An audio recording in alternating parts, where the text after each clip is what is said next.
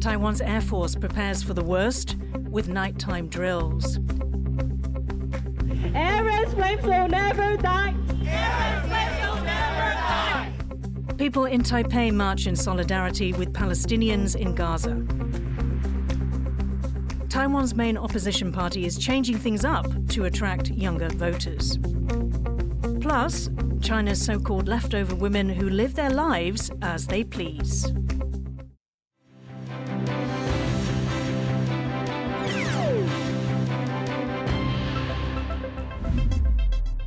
A warm welcome to TaiwanPlus News. I'm Yi Kavat. Taiwan's Defense Ministry says China has stepped up grey zone warfare around the country. A new report says China is saturating areas around Taiwan with balloons, drones and civilian boats. These actions, called grey zone warfare, stretch Taiwan's defense resources but avoid open conflict. The ministry says it plans to boost Taiwan's military resilience in response. This comes as China is raising its defense spending by 7.2%. Taiwan's Air Force is set to practice intercepting Chinese warplanes late at night. John Van Trieste has this story. Until now, midnight takeoffs like this one have not been part of the usual schedule at Taiwan's Air Force bases. But 3 bases, in Hualien, Tainan, and Hsinchu, are set to start regular nighttime drills, practicing so that Taiwan can scramble its jets at any time, in any weather. China regularly sends warplanes into Taiwan's air defense zone. They're reminders of China's claims to Taiwan and its vow to take Taiwan by force if necessary. On average, over 1,000 Chinese warplanes have made these incursions in recent years, forcing Taiwan to send its own planes up to chase them off. People living near Taiwan's Air Force bases have grown used to hearing fighter jets scrambling. But what they aren't used to is hearing takeoffs late at night. Even nighttime flights usually end before 10. People living near one of the bases set to do midnight flights, in Hualien in eastern Taiwan, say it will be an adjustment. 比平来讲可能会紧张，是不是整个我们两岸的局势是不是更加紧张？会是有点不一样，因为你会觉得半夜会比较吵。那可能有的睡眠比较不好的会比较容易影响到，因为又刚好是在他们这附近嘛。But it won't be all night every night. The drills will only happen once or twice a month and only last from 11 to 1. The number of bases holding the drills will eventually grow. While it's a small step, military analysts say it's a necessary one, as Chinese warplanes can come at any hour. 凌晨4点都有过来过，那这样子我们要不要起飞应敌？我们一定要起飞应敌。如果没有起飞应敌的话，变成敌人高张度，我们却没有高张度，变成战力不对等。 So the nighttime skies over Taiwan are set to become much more active, with pilots and ground crews both preparing to respond as soon as the alert comes in. Justin Wu and John Van Trieste for TaiwanPlus. Chinese Foreign Minister Wang Yi has voiced China's anger at the United States, criticizing Washington's actions.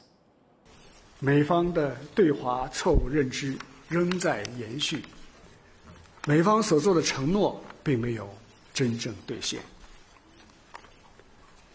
打压中国的手段不断花样翻新，单边制裁的清单在不断的延长，欲加之罪已经到了匪夷所思的程度。 Wang Yi made the statement at a press conference on Thursday for China's annual legislative meeting. Tensions between the two countries have eased slightly since US President Joe Biden met with Chinese leader Xi Jinping in San Francisco last November. But the two superpowers continue to butt heads on issues of tech competition, trade and Taiwan. Australia is elevating ties with Vietnam, with Prime Minister Anthony Albanese announcing a new comprehensive strategic partnership. The move will open annual dialogue on critical minerals amid a push to diversify supply chains away from China. The partnership will support expanded cooperation on a range of issues, including climate, defence, economic engagement and security. North Korea's leader Kim Jong-un continues to ramp up his country's readiness for war. While visiting a military base in the west of the country, Kim called for greater military preparations against the US and South Korea. Washington and Seoul began annual joint exercises on Monday and will hold twice the number of field exercises compared to last year. North Korea's defense ministry has threatened to hold unspecified military activities in response. It's been 5 months since Hamas led an attack on Israel that killed 1,200 people, triggering a response that has killed more than 30,000 people in Gaza. On Thursday, people in Taipei organized a march in solidarity with Palestinians to the de facto U.S. embassy. Tiffany Wong was there. Aaron's flames will never die. Aaron's flames will never die. AIT is genocide. AIT is genocide. Today, dozens of people are gathered here in front of the de facto American embassy in Taiwan to pay their respects to Aaron Bushnell, an active duty member of the U.S. Air Force who self-immolated in front of the Israeli embassy in Washington, D.C. just over a week ago.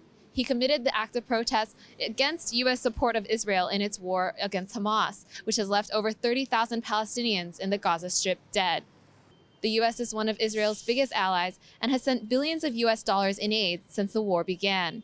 Those here say that makes the U.S. complicit in genocide, as 2 million Palestinians have been squeezed into the southern Gaza Strip, with many facing starvation. For the U.S. government, they have been long enablers, and actually not even just enablers, they're active actors in funding genocides. The U.S. has the power to end this, but it's choosing not to for its own economic and political gain against the wishes of its own people. This charade that the U.S. is some beacon of freedom and democracy, it's already fully crumbled. Only a single representative of the group was allowed to approach the de facto embassy and was turned away from placing flowers and a poster. It's been 5 months since war between Israel and Hamas broke out, and Palestinian civilians in the Gaza Strip are on the brink of starvation. Humanitarian aid into Gaza is controlled by Israel, and last week 100 Palestinians were killed while waiting for food aid. Israel denies its forces were involved. Earlier this week, U.S. Vice President Kamala Harris called on Hamas to agree to a ceasefire, the top U.S. official to do so. But U.S. President Joe Biden has staunchly reiterated his support for Israel. Now it's clear from the crowds here that people around the world will be watching America's next move. Devin Tai and Tiffany Wong in Taipei for TaiwanPlus. The Kuomintang is taking stock after losing Taiwan's presidential elections earlier this year. The party's chair has proposed a reorganization to sway the country's younger voters, Joyce Zhang reports. Fighting to stay relevant, Taiwan's opposition party, the Kuomintang, or KMT, is changing things up. A big move for the century-old party, whose ties to China have both helped and hurt their political influence over the years. Party chairman Eric Chu has targeted the hardline Huang Fuxing faction for reform. It's dominated by veterans who largely back unification with China, a direction rejected by most people in Taiwan. Chu's proposal rolls the faction into a broader Veterans Service Committee. 名称还是保留，这些干部扩大服务也都留用，绝对不是消灭黄复兴，而是让我们整个国民党的组织更强大、更经济、更团结。 Though the Huang Fuxing's views on cross-strait relations clash with public opinion, the faction makes up about a quarter of the KMT, and some of its members are already angry with Chu's plans. 如果跟陈如主席所讲的都没有变动，保留黄复兴，人也留，什么都留，那你定他在什么？白石头砸自己脚，看看痛不痛吗？不是在骗吗？ Besides changes to its veteran base, the party is also looking for new blood, announcing plans to open a KMT Studio, a digital platform aimed at attracting younger supporters. Facing a strong ruling party and a third force party that's proving increasingly popular among the country's youth, the KMT has a tough road ahead if it wants to remain relevant. Patrick Chen and Joyce Zhen for TaiwanPlus. For more on the party's reforms, reporter Chris Goran spoke to Chance Xu from the KMT's Department of International Affairs. So why has the KMT decided to merge the Huang Fuxing faction into this larger veterans group?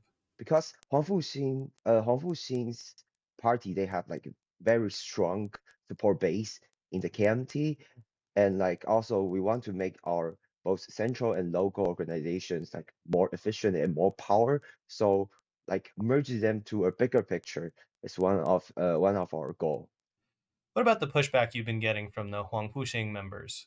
I mean, all the reforms about Huang Fuxing has been previously discussed with important figures in the Huang Fuxing. So far, I mean, we have some rumors on the news, but like I believe the reform progress will be smooth. I mean, I think we have more than rumors. We have some members on the record who seem to be upset about this. What are you hearing from your side? After the election, you can see there's a lot of voices. But like when you see those voices, mainly they are not currently in the organizations, so basically it's like more like outside voice, you mean considered by maybe some we belong to the headquarters. But like of course their values and their ideas are very important, and we will all consider it when we truly enforce the reform, the reorganization. So tell me about this new KMT studio. So basically, KMT Studio is our part of reform that's trying, of course, to attract the younger generation, led by Dr. Ge Rujun, our new legislator, who is also an AI expert and like very famous podcaster. And like he will bring a lot of energy, especially about social media, about AI, about Web 3.0, and try to approach the young people in the way that young generation understand, the perspective that younger generation understand. Are these changes due in part to concerns that the KMT's image is out of step with current trends in Taiwanese identity? Recent polls show that less than 3% of Taiwanese people consider themselves to be only Chinese. Yeah, we believe that this certainly will be a very important thing that the KMT has to look into about the identity issues. But like we believe the younger generation has become more and more realistic now. I mean, Taiwanese identity can bring you to a certain way, of course, but like still we are still facing daily life every day. People are suffering, younger generation are suffering, and like KMT now is devoted to bring good life for them, an affordable life. That was Chris Gorin speaking with the KMT's Chance Xu. Coming up, we meet the bluest creatures at Taipei Zoo.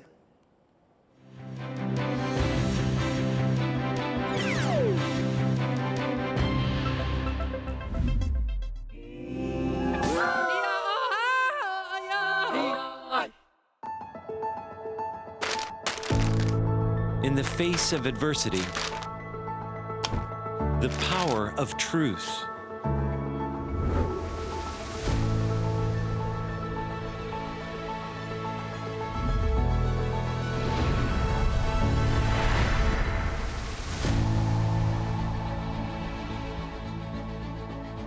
A roadmap for a just and open world.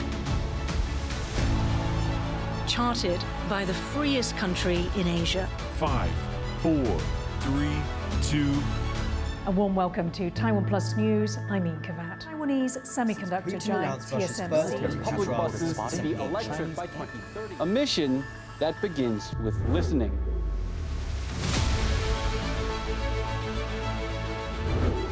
And telling the stories of Taiwan. In Taipei for TaiwanPlus. Drawing insight from original thinkers. And sharing it with the world.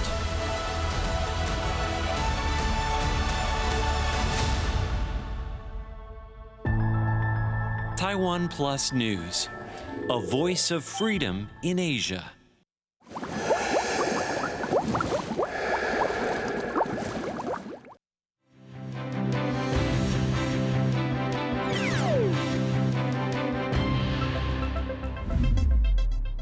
Welcome back. You're watching TaiwanPlus News. A crane has toppled over in Tainan, trying to pull a truck out of a sinkhole. Our reporter Sandy Chi has the details. Shouts of panic as a crane topples over. It was being used to remove a truck from a sinkhole in Tainan before falling into a sinkhole itself. No one was hurt in the accident, but local residents are shaken. 我们现在就是整个手脚都是抖的，然后我回去还吐一次，然后我觉得说它现在地基不稳，然后又一直施工，我们现在很害怕。A first 15-meter wide, 3-meter deep sinkhole appeared Wednesday evening, swallowing a truck. The crane was called in to get it out before falling into another one. Local officials worry more sinkholes could form. Construction work has been halted, and officials have inspected nearby buildings for damage. 倾斜率小于1%，属于安全状态。那后续就是每隔3小时，3小时测一次。 The construction company has been fined $8,500. The firm says it will assist with repair efforts. Traffic has been restored around the sinkhole, but officials are still trying to figure out what caused it in the first place. It's the latest in a series of sinkholes across the country, with several opening across Taipei late last year. Scott Huang and Sandy Chi for TaiwanPlus. Cases of rabies in wild animals are on the rise in Pingdong County, raising concerns that the disease could spread.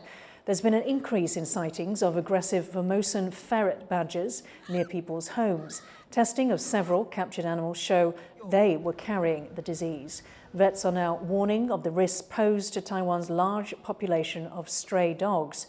Authorities are also reminding pet owners that yearly shots are required by law for their animals.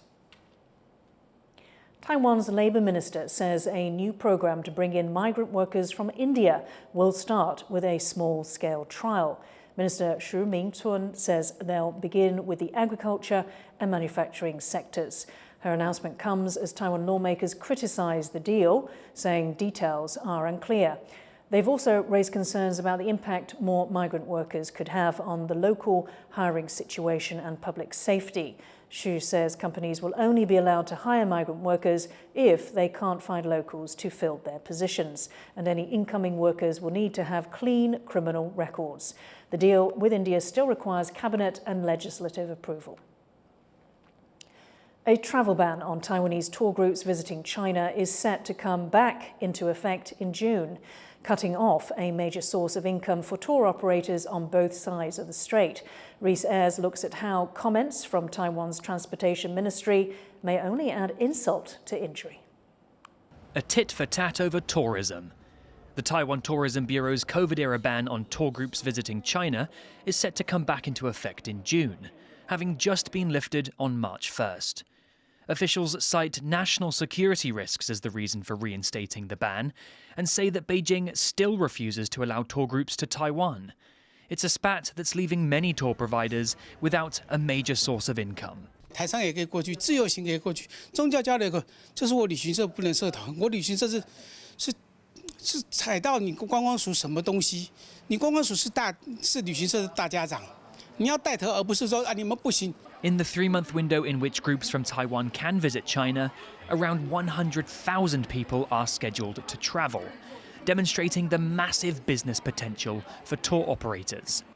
The hit to the industry has been made worse by recent comments from Taiwan's transport minister, who suggests tour operators take a more active role in mending cross-strait relations. 说你们带团到大陆这边玩的时候，也让对方了解到他们应该是让观光客赶快过来。我想我也请他们要做这个努力。 Taiwan's Travel Agency Association hit back at Wang's comments, saying they shouldn't be roped into Taiwan and China's political posturing. 你现在禁止我们旅游业组团赴大陆，又希望我们旅游业去跟大陆好好聊。我觉得这个问题是我不是官方，我没有受授权，所以我不便去跟大陆讲到有关于政治上面的问题。 Some in the industry think a gesture of goodwill from Taiwan could be an effective way to ease tensions across the strait and repair damage done to tourism industries on both sides. 从以前来看的话，当然都是我们台湾这边先过去。 然后一切水到渠成以后，两岸关系觉得感觉不错了以后，然后自然而然它就开放了。我觉得这是要营造一个氛围。It's not just outbound tourism that's taking a hit. Transport Minister Wang Guotai announced a 12 million visitor target for Taiwan at the beginning of the year, a goal people in the industry say will be difficult to achieve without tourists from China. 观光署是计划1200万人嘛，如果大陆在4年前200万。 扣掉200万，要破1000万是不容易的。 Tour operators in Taiwan have threatened to strike if the government doesn't roll back the ban. But until the cross-strait tourism standoff breaks, industries on both sides will need to make do without a major source of revenue. Chris Ma and Rees for TaiwanPlus. China's birth rate has fallen for a second consecutive year as millions remain unmarried. Harel Hughes tells us why one woman in China wants to stay single. Chai Wan-ro spends her free time as she pleases, browsing bookstores, learning history, ink pressing. In China, she is called a leftover woman. No husband, no kids, and no desire for either. 很多迈入婚姻的人、步入婚姻的人，他们可能牺牲了，尤其是很多女性，她们牺牲了自己在事业上面的发展，她们可能牺牲了自我，但是她们并没有得到一个很好的一个回报，或者是她们没有得到应该有的一个幸福美满的一个生活，这样子的。Chai is part of a growing group of women who see marriage as an unfair institution. It's a trend around the world as marriage and birth rates fall, and it's become a problem for China's government. 希望广大妇女振奋龙马精神，发挥半边天作用，为推进中国式现代化做出经国贡献。 Chinese leadership has changed the meaning of a woman's role in China, from worker to mother and caregiver. The government itself defined the term 剩女, or leftover woman, to mean a woman who is 27 years old or older, who's educated and single, basically sending the message to young women in China that they need to hurry up and get married, stop thinking about their careers. Otherwise, if they keep delaying marriage, no man will ever want them. For Chai and many other women, the pressure is not working. As the birth rate plummets, youth unemployment in China hits record highs. For those who want families, having children is simply not affordable. 我觉得就是这个问题，你说是没有用的，你没有从根本上去解决问题，就还是他的结婚生子的意愿还是会很低，因为根本原因是，人们觉得生活压力很大，没有办法去负担家庭、负担孩子，所以才选择不生孩子。全方位的安抚。As the government in China pushes for more families, the trend of remaining single is growing. And Chai and many other women in China will continue living their lives as they please. Alex Chen and Harel Hughes for TaiwanPlus. A man has been charged for illegally poaching protected birds to eat. Police in southern Pingdong County finally caught the suspect after 2 months on the run. Joyce Sung reports. From predator to prey, shrike birds are the latest victims of illegal poaching as Taiwan cracks down on wildlife crime. A man surnamed Zhang has been charged for setting as many as 340 bird traps across 10 state-owned areas in Pingdong County. He first told police he caught them to eat. 被告之行为有害自然生态之保育，且未能尊重执行职务之远景，建请法院从重量刑。 Locals used to hunt shrikes for food as they migrated through this part of southern Taiwan. But the government began protecting them by law in the 80s after rampant hunting threatened their population. Research shows conservation efforts have helped some bird species numbers grow again, which is why cases of lone hunters like Zhang are angering some communities. 那个没有多少钱啦，而且那个是很残忍的行为，不是现在一个文明人的作为啦。食物来源那么多了，不需要再去抓啦，再吃啦。 With bird populations up against other threats like pesticides and climate change, authorities are working hard to weed out poachers to give these animal populations the best chance of getting off the ground. Scott Huang and Joyce Sen for TaiwanPlus. Taipei Zoo is home to a range of colourful creatures, but as John Van Trieste reports, some of the zookeepers' favourites are the blue ones. These blue poison dart frogs are only around 5 centimeters in size, but they are among the most fascinating creatures at Taipei Zoo. They're native to South America, but they've adapted well to their new home, half a world away. Their name, in both English and Chinese, refers to the deadly poison they secrete. 南美洲以前那个土著嘛，他们会把那个他的皮肤的毒粘在那个剑，然后去打猎嘛，所以这就是因为这样子的关系，所以被称为叫箭毒蛙这样。But in nature, the frogs' poison is the result of their diet. Here at the zoo, they aren't fed the foods they would eat in the wild, so here they are harmless. The frogs' unusual blue color is part of their attraction, but they aren't the only vividly blue creatures here. There are blue butterflies. 它是透明的，那上面会有很多鳞片，一片一片的叠在上面。然后它经过光照的话，你会看到有一些是物理色，然后有些是光的折射，那就不一样。你可能正面看的时候它是黄色，然后你从不同角度它会变成蓝色。And other insects too, like this weevil. What unites all these creatures is the rarity of their color. 目前已知的这个拥有蓝色色素的这个脊椎动物，只有孤蓝箭毒蛙之外，还有另外2种这个枪鱼也同样拥有这个蓝色色素。那至于其他的这个蓝动物呢，其实都是假蓝色。对，它们主要是经由这个羽毛，或者是鳞片或者是几鳞质，然后经过这个光线照射所产生的。And that's why the critters in blue are the stars of the zoo. Klein Wang and John Van Trieste for TaiwanPlus.